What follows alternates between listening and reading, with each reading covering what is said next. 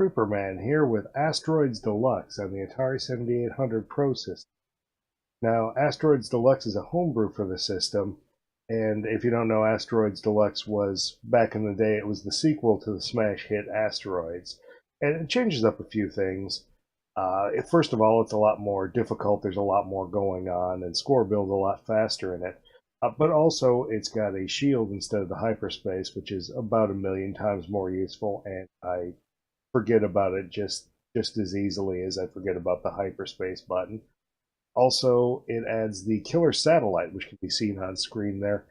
And what it does is when you shoot it, it splits into more things, and those more things split into even more things, and it's a kind of a homing enemy. Let's get some asteroids going here. Now, for this homebrew, which is by PacManPlus and available at Atari Age, you notice he's gone for a vector look. I don't particularly care for the vector look, but it certainly does play like Asteroids. It plays very well, in fact. Also, for fans of this aesthetic, there is a version of Asteroids, the standard Asteroids with the hyperspace, etc. buried in here. If you start up the game with pause selected and hold it down through the full Atari boot up screen, you will be greeted by regular Asteroids. But really, Asteroids Deluxe is what I'm here for. If I wanted to play regular Asteroids, I would just play the more colorful one that came out on the system originally.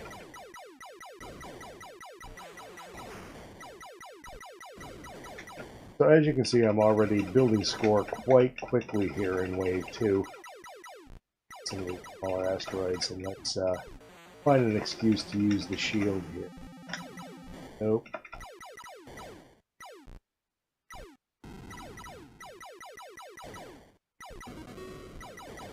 So when the satellite breaks up, it will track you. If you go off the edge of the screen, it won't follow you off the edge. It will actually change direction, seek you that way. So it's kind of got a simple seeking mechanism in it that's easily tricked. It's not much of a concern, at least at the levels I get to in this game.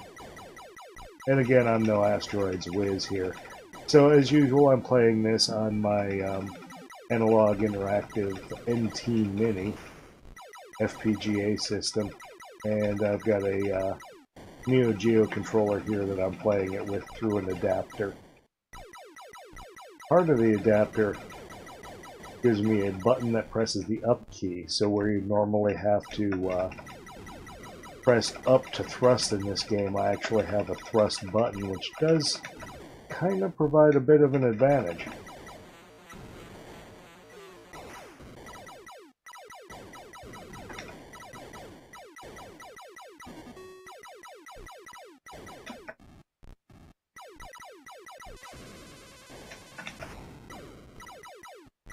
I do have an Asteroid-specific Starplex Lite controller, but I do prefer the stick to the button configuration.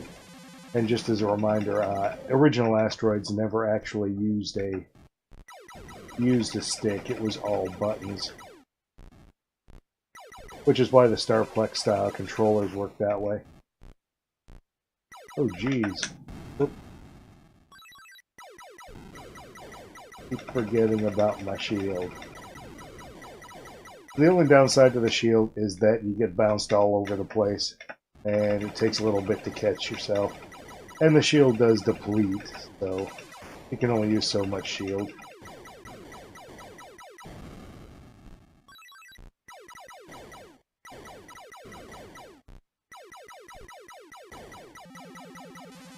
Perhaps part of the reason I keep forgetting about the shield is that I'm used to playing 7800 Asteroids with a 2600 controller. Okay. That didn't work out. So I never actually, as a kid, had the second button to use for shielding. That's terrible.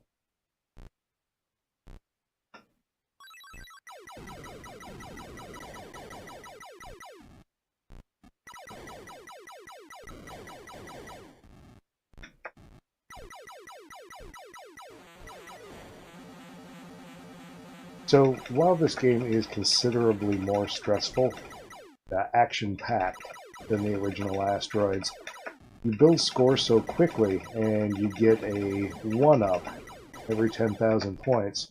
So you actually accumulate quite a few of them, and playtime works out about the same for me anyway.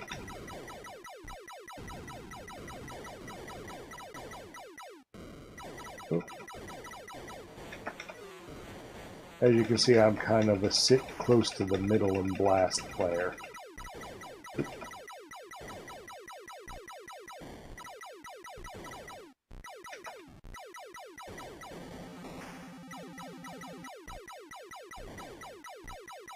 So I guess the reason that I don't really like the fake vector look is the whole pixelated aspect of it. So when you look at an actual vector display, it's got a nice sharp screen, but when you see simulated vectors, they always look so chunky and kind of like maybe they're not playing to the strengths of the system, because they're really not.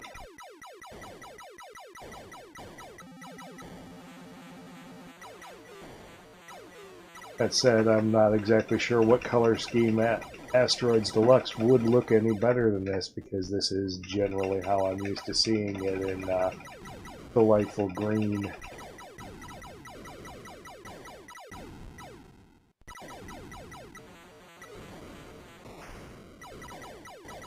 Oh, there is a lot of stuff going on at once. The cockpit load is quite heavy in this game.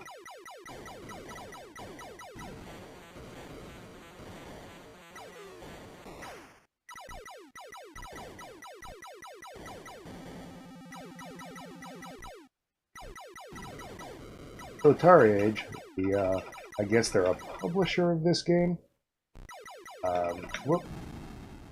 What's that up? Is actually one of the largest sources, probably the largest source for Atari Homebrew out there on the internet. I guess I should, Atari Cartridge Homebrew, I guess I should clarify there. Because there's a bunch of other sources for the computers.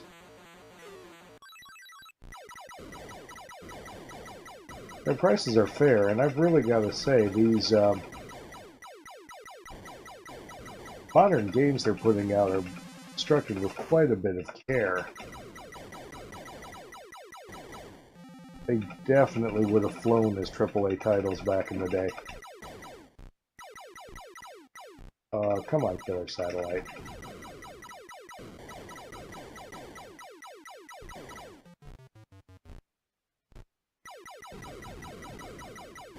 Oh, come.